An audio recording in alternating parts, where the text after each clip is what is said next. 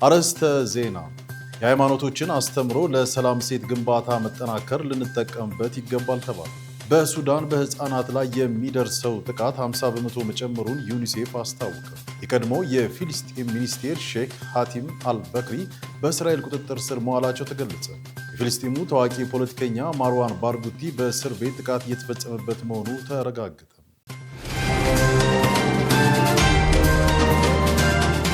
ሰላሙ አለይኩም ወራህመቱላሂ ወበረካቱ። ነጃሺ መረጃችን ተጀምሯል። ከመረጃዎቹ ጋር ሙስጠፋ መሐመድ። የሃይማኖቶችን አስተምሮ ለሰላም ሴት ግንባታ መጠናከር ልንጠቀምበት ይገባል ተባለ። የሃይማኖቶችን አስተምሮ ለሰላም ሴት ግንባታና ለህዝቦች አብሮነት መጠናከር ልንጠቀምበት ይገባል ሲሉ የኢትዮጵያ ሃይማኖት ተቋማት ጉባኤ ጠቅላይ ጸሐፊ ሊቀ ትጉሃን ቀሲስ ታጋይ ታደለ ተናገሩ። ሰባተኛው ሀገር አቀፍ የሰላም ኮንፈረንስ ሰላምን ይበልጥ ለማስፋትና ለማስረጽ የሃይማኖቶች ሚና በሚል መሪ ሀሳብ በአሶሳ ከተማ እየተካሄደ ነው። በመድረኩ ላይ መልእክት ያስተላለፉት የኢትዮጵያ ሃይማኖት ተቋማት ጉባኤ ጠቅላይ ጸሐፊ ሊቀ ትጉሃን ቀሲስ ታጋይ ታደለ በኢትዮጵያ ሰላምን ለማጽናትና የወንድማማችነት ድልድይን ለመገንባት የሃይማኖቶች እኩልነትና አብሮነትን የማጠናከር ስራ እየተሰራ ይገኛል ማለታቸውን ኢዜአ ዘግቧል። ሃይማኖቶች ለሰላምና ለህዝቦች አብሮነት ያላቸውን አስተምሮ በመጠቀም ለዘላቂ ሰላም ግንባታና ሀገራዊ የልማት ስራዎች ግንባር ቀደም ተሳታፊ መሆን እንዳለባቸው ተናግረዋል። የሃይማኖቶችን አስተምሮ ለሰላም ሴት ግንባታና ለህዝቦች አብሮነት መጠናከር ልንጠቀምበት ይገባልም ብለዋል።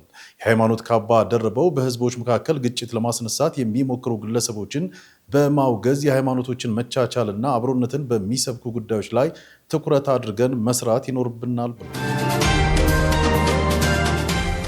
በኢትዮጵያ የመጀመሪያው እስላማዊ ዘጋቢ ፊልም በሚቀጥለው ቅዳሜ በአዲስ አበባ ይመረቃል። በሆራይዘን ሚዲያ ግሩፕ የተሰራው የመጀመሪያው በሙስሊም ዑለሞች ህይወት አስተምሮና ተጋድሎ ላይ የተመሰረተው የመጀመሪያው እስላማዊ ፊልም በሚቀጥለው ቅዳሜ ሚያዝያ 13 2018 በአዲስ አበባ ኤሊያና ሆቴል ከጠዋቱ 2 ሰዓት ከ30 ጀምሮ ይመረቃል። ከዓመታት በፊት የተሰራውና የታላቁን ዓሊምና ሐጢብ ሼህ ሰይድ ሁሴን ኢብራሂምን የእውቀት የሃይማኖትና የሀገር መስዋዕትነት የሚያሳይ ዘጋቢ ፊልም ይመረቃል። በምረቃት ስነ ስርዓቱ ላይ የሀገራችን ታላላቅ ዓሊሞች፣ ጥናታዊ ጽሑፍ አቅራቢዎች፣ የሚዲያ ባለሙያዎችና ተጋባዥ እንግዶች እንደሚገኙ የፊልሙ አዘጋጅና የሆራይዘን ሚዲያ ግሩፕ ስራ አስኪያጅ ኡስማን መሐመድ ዛሬ ለመገናኛ ብዙሃን በሰጠው መግለጫ አስታውቋል። ክብር ለሀገራዊ ዓሊሞች በሚል መሪ ቃል የሚካሄደው ዝግጅት የኢትዮጵያ ታላላቅ የሃይማኖት ሊቃውንት ላበረከቱት አስተዋጽኦ እውቅና ለመስጠትና ቅርስ ውርሳቸውን ለትውልድ ለማስተላለፍ ውለታቸውን ለማክበር ስብዕናቸውን ለማስተዋወቅና ለሀገር ገጽታ ግንባታ የሚውል የምክክር መድረክ ለመፍጠር ያለመ መሆኑን አቶ ኡስማን መሐመድ አስታውቀዋል። የሆራይዘን ሚዲያ ግሩፕ ዛሬ በሰጠው መግለጫ በሚቀጥለው ቅዳሜ ከሚመረቀው ፊልም ሽያጭና ከሙስሊሙ ማህበረሰብ ድጋፍ የሚሰበሰበው ገንዘብ ደግሞ ብርሃን እየቀበሩ በጨለማ መኖር በሚል ርዕስ የታላቁን ዓሊም ሼህ መሐመድ ራፊን ዘጋቢ ፊልም ማጠናቀቂያ ይውላል ብሏል። በፊልም ምረቃ ስነ ስርዓቱ ላይ ሙስሊሞች እንዲታደሙ የሆራይዘን ሚዲያ ግሩፕ ጥሪ አቅርቧል። በጋሞ ዞን በመሬት መንሸራተት አደጋ የጠፉ ሰዎችን አስክሬን የመፈለጉ ስራ ለጊዜው መቋረጡ ተገለጸ። በደቡብ ኢትዮጵያ ክልል ጋሞ ዞን በደረሰ የመሬት መንሸራተት አደጋ ህይወታቸው ያለፉ ሰዎችን አስክሬን የመፈለጉ ጥረት ተጨማሪ አደጋ ሊያደርስ ይችላል በሚል ስጋት ለጊዜው መቋረጡን የዞኑ አስተዳደር አስታውቋል። የዞኑ ዋና አስተዳዳሪ ዶክተር ደምስ አድማሱ ከአንድ ወር በፊት በደረሰው በዚህ አደጋ 125 ሰዎች ህይወታቸው እንዳለፈ የተገለጸ ሲሆን እስካሁን አስከሬናቸው የተገኘው የ81ዱ ብቻ ነው ሲሉ ተናግረዋል። አካባቢው ላይ ተጨማሪ የመሬት መንሸራተት አደጋ ሊከሰት ይችላል የሚል ስጋት በመኖሩ ለአንድ ወር ያህል ሲካሄድ የነበረው የአስክሬን ፍለጋ ስራ እንዲቋረጥ መወሰኑን ዋና አስተዳዳሪው አብራርተዋል። ፍለጋው የተቋረጠው የነፍስ አድን ሰራተኞችንና የአካባቢውን ማህበረሰብ ደህንነት ለመጠበቅ እንደሆነም ተገልጿል። የመሬት መንሸራተት አደጋው በደረሰበት አካባቢ ተፈናቅለው ለሚገኙ ዜጎች በምዕራብ አባያ አካባቢ ዘላቂ የሰፈራ ቦታ መዘጋጀቱንም ዶክተር ደምስ ገልጸዋል። በአሁኑ ወቅት የቦታ ጠረጋ ስራ መጠናቀቁንና የሚገነቡ ቤቶች ዲዛይን መጠናቀቁን ጠቁመው ተፈናቃዮችን በቋሚነት የማስፈር ጥረቱ እየቀጠለ እንደሆነ አስረድተዋል። ተመልካቾቻችን መረጃዎቻችን እንደቀጠሉ ናቸው። አሁን ደግሞ ከውጭ ወዳገኘናቸው ዜናዎች አልፈናል። በሱዳን በህፃናት ላይ የሚደርሰው ጥቃት 50 በመቶ መጨመሩን ዩኒሴፍ አስታወቀ። የተባበሩት መንግስታት የህፃናት መርጃ ድርጅት ዩኒሴፍ ባወጣው አዲስ ዘገባ መሰረት በሱዳን በ2026 የመጀመሪያው ሩብ ዓመት የህፃናት ጉዳት ባለፈው ዓመት ተመሳሳይ ወቅት ጋር ሲነጻጸር 50 በመቶ ጨምሯል ብሏል። ከጥር እስከ መጋቢት ባለው ጊዜ ውስጥ ቢያንስ 245 ህፃናት ሲገደሉ አብዛኛው ጥቃት በዳርፉርና ኩርዶፋን ክልሎች ላይ ያተኮረ ነበር ብሏል። በህፃናቱ ላይ ለሚደርሰው ጉዳት የድሮን ጥቃቶች ዋነኛ መንስኤ ሲሆኑ እስካሁን ከተመዘገቡት የህፃናት ጉዳቶች ውስጥ ከ10ሩ ውስጥ 8ቱ ጥቃት የተከሰቱ መሆናቸው አስታውቋል። የዩኒሴፍ ዋና ዳይሬክተር ካትሪን ራሰል እንደተናገሩት ለ3 ዓመታት ያህል በሱዳን ያሉ ህፃናትን በሚያስደነግጥ ደረጃ ሲገሉ፣ ሲያቆስሉና ሲያፈናቅሉ ቆይተዋል ብለዋል። ቤቶቻቸው፣ ትምህርት ቤቶቻቸውና ሆስፒታሎቻቸው ጥቃት እየደረሰባቸው መሆኑን ጠቅሰው በህፃናት ላይ የሚደርስ ጥቃት ምንም አይነት ማረጋገጫ እንደሌለውና የህፃናትን መሰረታዊ መብቶች ለመጠበቅ በተፋላሚዎቹ መካከል ያለው የኃላፊነት ጉድለትና የሞራል ውድቀት እንደሚያንጸባርቅ አብራርተዋል። የተባበሩት መንግስታት ታዛቢዎች ግጭቱ ከተጀመረበት ጊዜ አንስቶ በህፃናት ላይ ከ5700 በላይ ከባድ ጥሰቶችን ተመዝግበዋል። ነገር ግን ትክክለኛው ቁጥር ከዚያ እጅግ የላቀ ሊሆን እንደሚችል ዩኒሴፍ ገልጿል። ይህ የሆነበት ምክንያት ደህንነት ማጣትና የተጎዱ አካባቢዎችን ለመድረስ ያለው ውስንነት የማያቋርጥ ክትትል ለማድረግና መረጃዎችን ለማረጋገጥ አስቻይ ሁኔታዎች ስለሌሉ ነው ብሏል። በ2026 በሱዳን ውስጥ ወደ 4.2 ሚሊዮን የሚጠጉ ህፃናት በአጣዳፊ የተመጣጠነ ምግብ እጥረት እንደሚሰቃዩ ግምታዊ መረጃዎች የሚያሳዩ ሲሆን ከ825 ሺህ በላይ የሚሆኑት አስቸኳይ ሕክምና ካላገኙ ለሞት ሊዳረጉ የሚችሉ ከባድ ሁኔታዎች ላይ እንደሚገኙ ዩኒሴፍ አስጠንቅቋል። በተጨማሪም ወደ ግማሽ የሚጠጉ ትምህርት ቤቶች ተዘግተዋል ወይም ለትምህርት አገልግሎት የማይውሉ ሆነዋል። ይህም 8 ሚሊዮን ህፃናት ትምህርት እንዳያገኙ አድርጓል ነው ያለው። ዩኒሴፍ የዘንድሮውን ህይወት አድን እርዳታ ለማቅረብ ከሚያስፈልገው $963 ሚሊዮን ውስጥ 16% ብቻ መቀበሉን ገልጾ ዓለም አቀፉ ማህበረሰብ ድጋፉን እንዲያጠናክር አሳስቧል። የተባበሩት መንግስታት የእርዳታ ድርጅት ኃላፊ ቶም ፍሌቸርም ሱዳን በዓለም ላይ ትልቁ የሰብአዊ ቀውስ የተከሰተባት ምድር እንደሆነች ገልጸው ወደ 34 ሚሊዮን የሚጠጉ ሰዎች ማለትም ከ3 ሱዳናውያን 2ቱ የሰብአዊ ድጋፍ እንደሚያስፈልጋቸው አጽንኦት ሰጥተው አስጠንቅቀዋል። የቀድሞ የፊሊስጤም ሚኒስቴር ሼክ ሀቲም አልበክሪ በእስራኤል ቁጥጥር ስር መዋላቸው ተገለጸ። እስራኤል ጦር በዌስት ባንክ ኬብሮን ከተማ በሚገኘው የኢስላሚክ የበጎ አድራጎት ማህበር ዋና መስሪያ ቤት ላይ በፈጸመው ድንገተኛ ወረራ ሼክ ሀቲም አልበክሪን በቁጥጥር ስር መዋሉ ተዘግቧል። የታጠቁ ኃይሎች በጎ አድራጎት ድርጅት ግቢ ውስጥ ዘልቀው በመግባት የቀድሞውን የሃይማኖት ጉዳዮች አውቃፍ ሚኒስቴር በቁጥጥር ስር መዋላቸውን የዓይን እማኞች ገልጸዋል። ሼክ ሀቲም አልበክሪ ከዚህ ቀደም በነበራቸው ሚኒስቴርነት ሚና በተጨማሪ አሁን ላይ በኬብሮን ማዘጋጃ ቤት ምርጫ እጩ ሆነው በመወዳደር ላይ እንደሚገኙ ይታወቃል። ይህ እስር የተፈጸመው በዌስት ባንክ ከተሞች ውስጥ የሚደረጉ ወታደራዊ እንቅስቃሴዎችና ወረራዎች በከፍተኛ ሁኔታ በጨመሩበት ወቅት ነው። ድርጊቱን ተከትሎ ከተለያዩ የፊልስጤም ወገኖች ተቃውሞ እየቀረበ ሲሆን እስሩ በምርጫ ሂደቱ ላይ ስለሚኖረው ተጽዕኖ ስጋቶች ተፈጥረዋል ተብሏል። የፊልስጤሙ ታዋቂ ፖለቲከኛ ማርዋን ባርጉቲ በእስር ቤት ጥቃት እየተፈጸመበት መሆኑ ተረጋገጠ። በእስር ላይ የሚገኘው አንጋፋው የፊልስጤም ፋታህ ንቅናቄ መሪ ማርዋን ባርጉቲ በእስራኤል እስር ቤት ውስጥ ለተከታታይ አካላዊ ጥቃቶችና እንግልት እየተዳረገ መሆኑን ጠበቃቸው ተናግሯል። የባርጉቲ ጠበቃ ቤን ማርማርሊን በእስር ቤት ጉብኝቱ የታዘቡትን በማህበራዊ ድረገጻቸው ላይ አጋርተዋል። ጠበቃው የደንበኛቸው ሁኔታ እጅግ የሚያሳስብ መሆኑንም ገልጸዋል። ለጠበቃው ገለጻ ከሆነ ባርጉቲ ባለፉት ጥቂት ሳምንታት ውስጥ ብቻ 3 ጊዜ ከፍተኛ የኃይል ጥቃት እንደደረሰባቸው ተናግረዋል። በባርጉቲ ላይ የእስር ቤቱ ጠባቂዎች ሆን ብለው በክፍላቸው ውስጥ በውሻ እንዲነከሱና ከፍተኛ ድብደባ እንዲፈጸምባቸው ጠበቃቸው ዋቢ በማድረግ አልጀዚራ ዘግቧል። ድርጊቶች በታቀደ መንገድ በደንበኛቸው ላይ እየተፈጸመ ያሉ የኃይል ጥቃቶችና የሕክምና እርዳታ እገዳዎች የባርጉቲን ሕይወት ለአደጋ የሚያጋልጡ ናቸው ሲሉም ጠበቃው ገልጸዋል። ማርዋን ባርጉቲ ከ2000 እስከ 2005 በዘለቀው ሁለተኛው የፊልስጤማውያን ንቅናቄ ኢንቲፋዳ ወቅት ከጥቃቶች ጋር ግንኙነት አላቸው በሚል 5 የዕድሜ ልክ እስራት ተፈርዶ ባቸው በእስር ላይ የሚገኙ ቢሆንም የቀረበባቸውን ክስ በሙሉ ውድቅ ማድረጋቸው ይታወሳል። የአውሮፓ ህብረት ከእስራኤል ጋር ያለውን አጋርነት እንዲያቋርጥ ተጠየቀም። የአውሮፓ ህብረት ከእስራኤል ጋር ያለውን የአጋርነት ስምምነት እንዲያቋርጥ የሚጠይቅ ፊርማዎች መሰባሰባቸው ተገልጿል። ፍትህ ለፊልስጤም በሚል መሪ ቃል በአውሮፓ ህብረት አባል ሀገራት ዘንድ ሲካሄድ የቆየው የፊርማ ማሰባሰብ ዘመቻ 1 ሚሊዮን ደጋፊዎችን በማግኘት ትልቁ ምዕራፍ መድረሱ ተነግሯል። እንደ አውሮፓውያን አቆጣጠር በጥር 2026 የተጀመረው ይህ ዘመቻ በ3 ወራት ውስጥ ብቻ 1 ሚሊዮን ፊርማዎችን ማሰባሰብ መቻሉ ተገልጿል። ፊርማ ማሰባሰቡ በ10 የአውሮፓ ህብረት አባል ሀገራት የተቀመጠውን ዝቅተኛ የፊርማ ገደብ ማለፍ እንደቻለና ይህም የአውሮፓ ኮሚሽን አቤቱታውን እንዲመለከተው ከሚያስፈልገው 7 ሀገራት መስፈርት በላይ ነው ተብሏል። አቤቱታውን ህብረቱ ከእስራኤል ጋር ያለውን የአጋርነት ስምምነት በአስቸኳይ እንዲያቆምና እስራኤል ዓለም አቀፍ ህጎችንና ሰብአዊ መብቶችን መጣሷን የሚገልጽ መሆኑም ተገልጿል። የዘመቻው አስተባባሪዎች ግባቸውን ወደ 1.5 ሚሊዮን ፊርማ እንደሚያሳድጉና ግፊቱንም አጠናክረው እንደሚቀጥሉ አስታውቀዋል።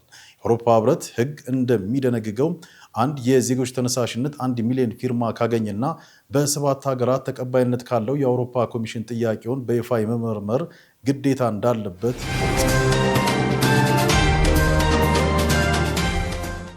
ኢራን በአቅሳ መስጂድ ላይ የተፈጸመውን ድርጊት አወገዘች።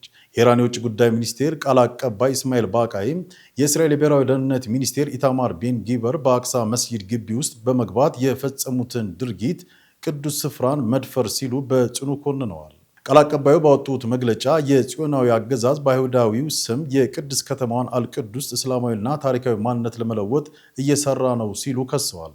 ይህም በዓለም ዙሪያ ያሉ ሙስሊሞችን ስሜት የሚቀሰቅስ አደገኛ አካሄድ መሆኑንም ገልጸዋል። ቀኝ ዘመሙ የእስራኤል ሚኒስቴር ከእስራኤላውያን ሰፋሪዎች ጋር በመሆን በከፍተኛ የጸጥታ ጥበቃ ታጅበው ወደ መስጂዱ ግቢ ዘልቀው በመግባት የአይሁድ ጸሎት ማድረጋቸው ተገልጿል። እንደ አውሮፓውያን አቆጣጠር በ1967ቱ ስምምነት ሙስሊም ያልሆኑ አካላት መስጂዱን መጎብኘት ቢችሉም ጸሎት ማድረግን የተከለከለ መሆኑ ይታወቃል። ቤን ጊቨር በዚህ ዓመት ብቻ ለሶስተኛ ጊዜ ስልጣን ከያዙ ወዲህ ደግሞ ቢያንስ 16 ጊዜ ተመሳሳይ ድርጊት መፈጸማቸው ተገልጿል። ኢራን የእስላማዊ ትብብር ድርጅትና ሙስሊም ሀገራት የከተማዋን ማንነት ለመጠበቅ ውጤታማ እርምጃ እንዲወስዱ ጥሪ አቅርባለች። የፊልስጤም አስተዳደር ፕሬዝዳንት ጽህፈት ቤት በበኩሉ በቅርብ ዓመታት እየተደጋገመ የመጣው ይህ የመስጂዱ ግቢ ወረራ ከፍተኛ አለመረጋጋት እንደሚፈጥር አስጠንቅቀዋል። ሚኒስቴር ቤን ጊቨር ከዚህ ቀደም በመስጂዱ ምትክ የአይሁድ ቤተ መቅደስ የመገንባት ፍላጎት እንዳላቸው መግለጻቸው የሚታወቅ ነው። ሼህ ሱደይስ ስለ ሀጅ ተጓዦች የሰጡት ማስጠንቀቂያ ያለ ፍቃድ ሀጅ ማድረግ መሞከር የሸሪያ መሪዎችን አለማክበር ነው ሲሉ የመስጂደል ሐረም ዋና ኢማም የሆኑት ሼህ አብዱረህማን አልሱደይስ ተናግረዋል። እየተበራከተ የመጣውን የህገ ወጥ የሀጅ ጉዞ ለማስቀረት ሲባል ሳውዲ አረቢያ አዲስ መመሪያ አውጥታለች። ፍቃድ ያለ ሀጅ አይፈቀድም በተሰኘው አዲሱ መመሪያ መሰረት ሳውዲ አረቢያ የሀጅ ፍቃድ ወይም የተቀደሰ ቦታ የስራ ፍቃድ የሌላቸው የውጭ ዜጎችን ወደ መካ መግባትን እያገደች ትገኛለች ተብሏል። ይህም የውስጥ ጉዳይ ሚኒስቴር ለዘንድሮ የሀጅ ወቅት የታወጀው ዝግጅትና ደንቦች አካል ነው ተብሏል። ዓላማውም የተጓዦችን ደህንነት ማረጋገጥና የሀጅ ስርዓቶችን በቀላሉና በምቾት ማከናወን ማረጋገጥ ነው ተብሏል። በአዲሱ ደንብ መሰረት በመካ የተሰጠ የመኖሪያ ፍቃድ፣ ኢቃማ ወይም የሀጅ ፍቃድ ወይም ለቅዱስ ቦታዎች የስራ ፍቃድ የያዙ የውጭ ዜጎች ብቻ ወደ መካ መግባትን ይፈቅድላቸዋል። የመስጂደል ሐረም ዋና ኢማም የሆኑት ሼህ አብዱረህማን አልሱደይስ ይህ አዲስ የወጣው ደንብ አስፈላጊ መሆኑን ተናግረዋል። ይህም ምዕመናንን ለመጠበቅና ስርዓታማ አምልኮን ለማረጋገጥ የወጣው የፍቃድ ስርዓት የእስልምናን የደህንነትና የዲሲፕሊን እሴቶችን ያንጸባርቃል። ከሀገር ውስጥ እንዲሁም ከውጭ ምንጭ የመራረጥናቸውን መረጃዎች የተከታተላችኋቸውን ይመስሉ ነበር። አሁን ደግሞ ዕለታዊ የቢዝነስ መረጃዎችን ወደ እናንተ እናደርሳለን። ዙበይዳ ሀሰን ታቀርበዋለች። የኢትዮጵያ የፋይናንስ ሪፎርም በሀገራዊ ባለቤትነት ላይ የተመሰረተ መሆኑ ተነግሯል። ይህ የተነገረው በዋሽንግተን ዲሲ የተካሄደ ባለው የ2026 ዓለም አቀፍ የገንዘብ ተቋም ወይም IMF እና የዓለም ባንክ የጸደይ ስብሰባ ጎን ለጎን በተዘጋጀው የአቅም ግንባታ መድረክ ላይ ነው። በመድረኩ የኢትዮጵያ ብሔራዊ ባንክ ገዢ ዶክተር ኢዮብ ተካልኝ የኢትዮጵያ የፋይናንስ ዘርፍ ሪፎርምን በተመለከተ ማብራሪያ ሰጥተዋል። ገዢው በዚህ ወቅት በዓለም ባንክ ለዓለም አቀፍ የገንዘብ ተቋምና ለአውሮፓ ህብረት ከፍተኛ የስራ ኃላፊዎች ኢትዮጵያ በሀገር በቀል ኢኮኖሚ ማሻሻያ ማዕቀፍ ውስጥ እያካሄደች ያለችውን ሁለንተናዊ የፋይናንስ ዘርፍ በሪፎርም አደረጃጀትና መዋቅራዊ ሽግግር በዝርዝር አቅርበዋል ተብሏል። ዶክተር ኢዮብ ተካልኝ ኢትዮጵያ ወደ ገበያ መር የውጭ ምንዛሬ ተመን ስርዓት ያደረገችውን ሽግግር እንዲሁም ዘመናዊ የባንክ አዋጅን ጨምሮ እየተተገበሩ ያሉ የህግና የተቋማት ማሻሻያዎችን አስረድተዋል። በመድረኩ ላይም እነዚህ የማሻሻያ እርምጃዎች በውጭ አካላት የተጫኑ ሳይሆኑ ሙሉ በሙሉ ሀገራዊ ባለቤትነት ያላቸው በፍላጎት ላይ የተመሰረቱና ከሀገሪቱ የልማት ቅድሚያ ግቦች ጋር የተጣጣሙ መሆናቸውን ዶክተር ኢዮብ ተካልኝ ተናግረዋል። በመካከለኛው ምስራቅ ጦርነት ሳቢያ ኬንያ በአመት ግማሽ ቢሊዮን ዶላር ልታጣ እንደምትችል ተነግሯል። የአሜሪካና ኢራን ግጭት በቀጠናው የኬንያውያን ሰራተኞችን የስራ ዕድል እያሳጣ መሆኑን የኢኮኖሚ ጉዳዮች ኢንስቲትዩት አስታውቋል። ሀገሪቱ ከባህረ ሰላጤ ሀገራት በተለይም ከሳዑዲ አረቢያና ከተባበሩት አረብ ኤሚሬቶች በየአመቱ የምታገኘው ከ480 ሚሊዮን ዶላር በላይ የሐዋላ ገቢ ልታጣ ትችላለችም ነው የተባለው። ጦርነቱ የሚቀጥል ከሆነ በየወሩ ወደ 40 ሚሊዮን ዶላር የሚጠጋ ገቢ አደጋ ላይ ይወድቃልም ብሏል ዘገባው።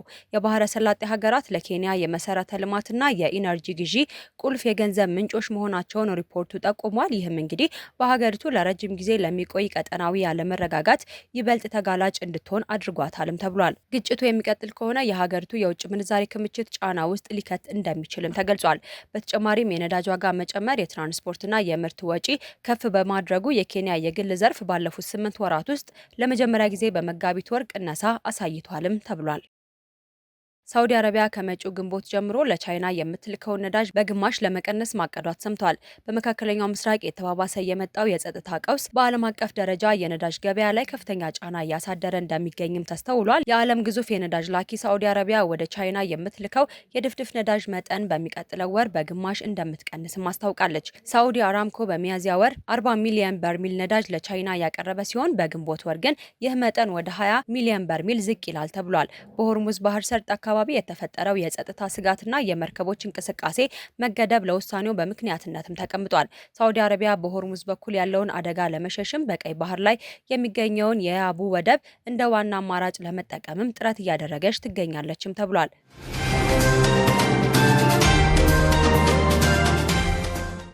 በመጨረሻም የአኗኗር ዘይቤን የሚያስቃኘው መሰናዷችንን ወደ እናንተ እናደርሳለን። መሐመድ ሚፍታህ እንደሚከተለው ያቀርባል።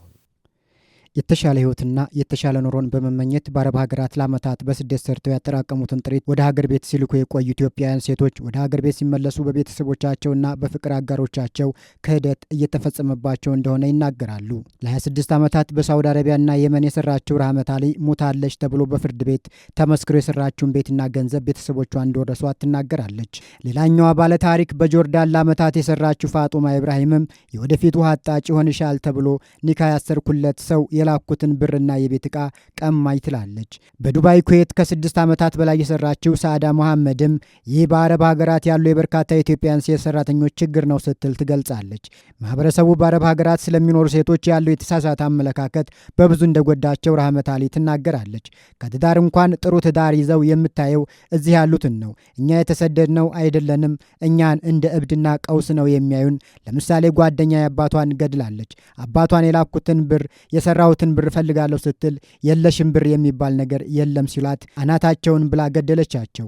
ሰርታ ልካ 16 ዓመት እዛ ሰርታለች። ግን ስትመጣም ምንም ያገኘችው የለም። የታክሲ እንኳን አላገኘችም። በቃ እዚያው እብደት ነው፣ እዚህ እብደት ነው ትላለች። ሴቶችን አረብ ሀገር በመላክ እየሰሩ ጉልበትን መበዝበዝ ሆን ተብሎ የሚከናወን ስራ ነው የሚሉት አቶ ኡመር ብርቁ ያልተሰራ ስራ እንደተሰራ በማሳመን ህይወታቸውን የሚያጨልሙ በርካቶች ናቸው ይላሉ። በጎንደር መምህራን ኮሌጅ ስነ ልቦና ትምህርት ክፍል መምህር የሆኑት አቶ ስላባት ታከለም በስራ ህይወታቸው በርካታ ተመሳሳይ ጉዳት እንዳጋጠማቸው ገልጸው በዚህ ችግር ያለፉ ሴቶች ራስን ማረጋጋትና ነገ የተሻለ እንደሆነ ማሰብ ይጠበቅባቸዋል ብለዋል።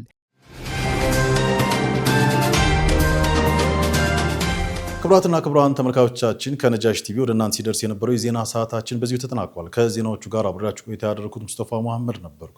ከቀሪ የነጃሽ ቲቪ ፕሮግራሞች ጋር መልካም ቆይታ ይሁንላችሁ። ሰላሙ አለይኩም ወራህመቱላሂ ወበረካቱ።